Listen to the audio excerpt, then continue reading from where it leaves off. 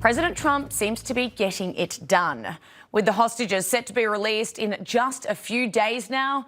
And there he is on the cover of the Jerusalem Post. An absolutely historic deal. Yeah, for more, let's bring in former Trump campaign surrogate, president of Spencer Pruitt, and author of Planes, Steaks, and Water, Autry Pruitt. And we're also joined in studio by our special guest, Republican strategist and attorney Manny Alejandro, and former New York congressman and nominee for the Inspector General of the Department of Labor, Anthony D'Esposito. Welcome to you all.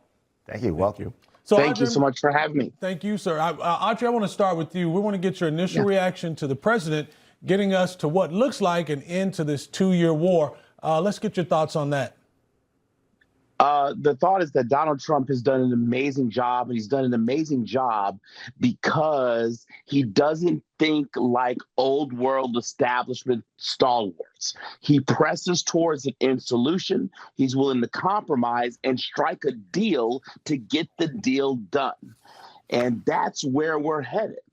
And he's doing that and protecting the United States interest and the world interest and even the interest of Europe and the Middle East and Asia all at the same time. So it's quite remarkable. I'm surprised he doesn't get a Peace Prize for this, actually. Yeah, I mean, I was shocked, but also not shocked that he didn't get the Peace Prize. But this is something that it's obvious that he deserved, and had it been any other president, he may have actually just got that. Well, maybe if he stops 9 wars, maybe then he'll be considered. Yeah, threshold. Yeah, exactly. But this is something that everyone across the board was celebrating, even the Democrats on CNN as well. And it's impossible not to. It'd be ridiculous if they didn't.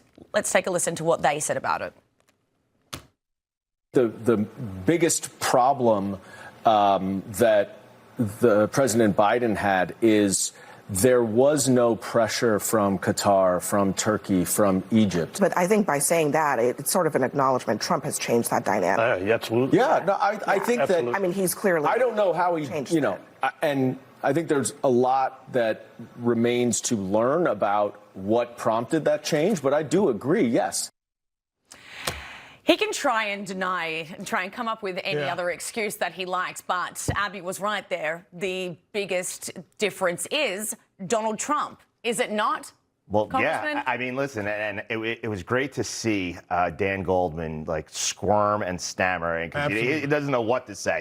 But I will tell Democrats, start saying his name. His name is President Donald J. Trump, and he is committed to peace, not just in the Middle East, but throughout the globe. And he is working every single day to do just that. And if you think back just to the last term of President Biden and Vice President Kamala Harris, all they wanted to do was appease everyone. They wanted to sit around. They wanted to have roundtables. They wanted to talk about it. President Trump is actually doing it. He's putting his administration boots on the ground to solve these problems. And even the Democrats, they want to admit that President Trump is doing the right thing. But people like Dan Goldman have such Trump derangement syndrome that they cannot go through and say, yeah, Trump's doing the right thing. I mean, Dan Goldman's making excuses about Qatar, about this.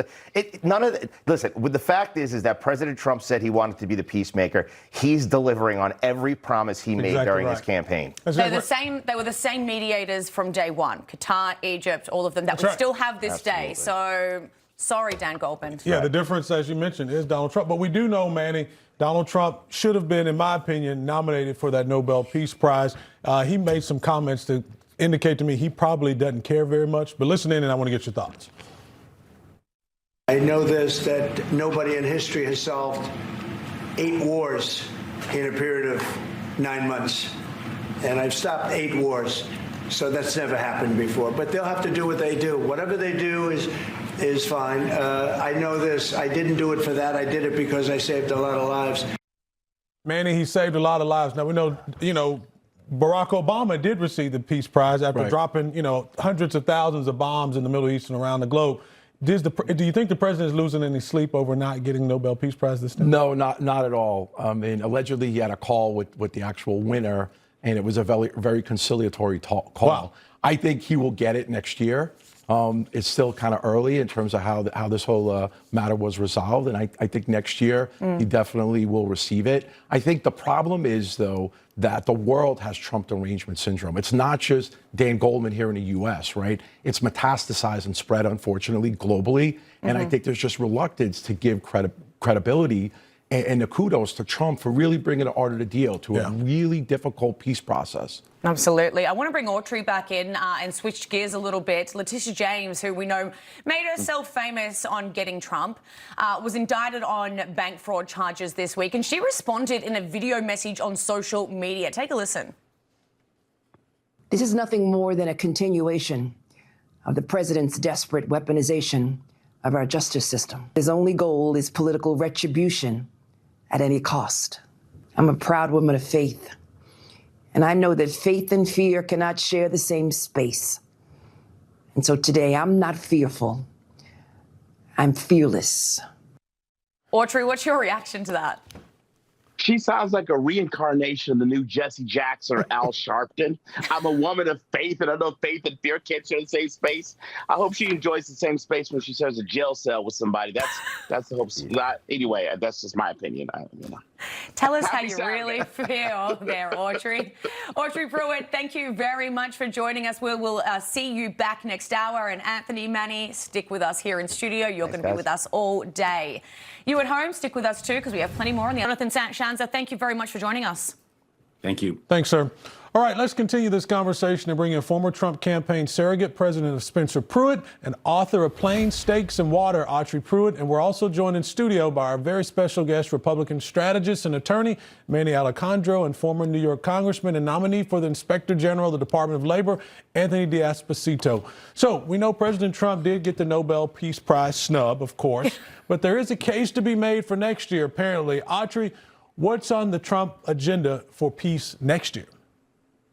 I think what's on the Trump agenda for peace next year is completely settling Ukraine and Russia one way or the other. And it may involve Putin leaving power. I think the second thing on the agenda is doing a settlement with Maduro in Venezuela.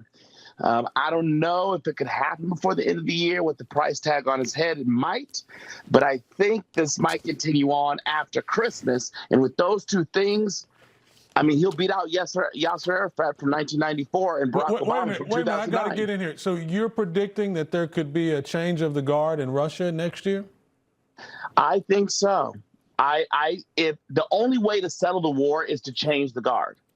So if he wants to settle that war, Putin has to retire, not get dismantled, not be overthrown, just retire. Wow. And that's the only way. Well, let's hope so. Anyway, I don't care for if he's your deal. overthrown. I'm for your deal. Just get him out. Yeah. Manny, look, Trump is currently in a good position now with the momentum that he has had. Is this a good time now for him to focus on Russia? I think so. I think he could definitely benefit from pivoting to the extent he can from the Israel-Hamas situation. Obviously, we need to spend a lot of time on that in terms of the resolution, but he could use that success as a launch pad to move into Russia and Ukraine and solve that war. What's amazing to me about this whole situation is here's this guy who's a real estate developer, billionaire, has no foreign policy experience, has no political experience, comes in office and look at what he does, because he knows how to get deals done. He knows how to put two parties together who are dug in and make them both concede. And in any settlement, it has to hurt both sides, right? Both sides have to give in a little or a lot. And that's where negotiation comes in. And I think Trump has a keen ability to do that. And also want to mention Secretary of State Rubio. I want to give him a shout out. He was a big part of this. And he deserves the credit. He deserves the credit that he's not getting. So well, and to your point about negotiations, I do want to turn to the home front. We know we're at day 11 now with this government shutdown, and I guess going to you, Congressman, does this benefit one side or the other? Chuck Schumer says that they're winning with the every day that the government is shut down. Who's winning here? Obviously, our soldiers who aren't getting paid, they're not winning. Right, and the sad part is that Chuck Schumer continues to worry about really a couple things. Chuck Schumer and the future of his political power. What he should be concerned about is not about him winning. It's about the American people winning. And quite frankly, the argument and the narrative of the Democrats throughout this shutdown has been an absolute, complete sham. I mean, we saw just days ago my good friend Mike Lawler completely dismantled Hakeem Jeffries in Washington, D.C., and he delivered it with facts. And the facts are very simple.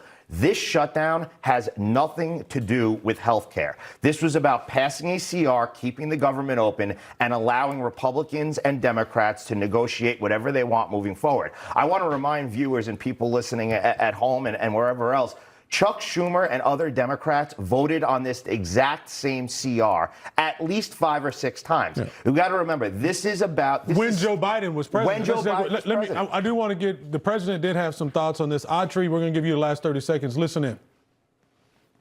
What's your message to some of these families tonight facing missed paychecks, potential layoffs, and missed benefits due to the shutdown? Yeah, I blame the Democrats. They ought to call their local Democrat representative, whether it's a senator or a congressman, and it's their fault. I mean, they admit it's their fault.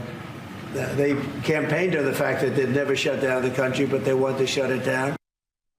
Autry, who's winning the conversation here, Democrats or Republicans? How's the president's messaging? I'll say it like this. Nowhere in the history of the world has anybody looked at Chuck Schumer and said, there's a winner. Nowhere ever. Mic drop. Bravo. Bravo. Yeah, we're done. I just got told to thanks, but I actually couldn't because I needed to catch a breath for a second. I was caught off guard.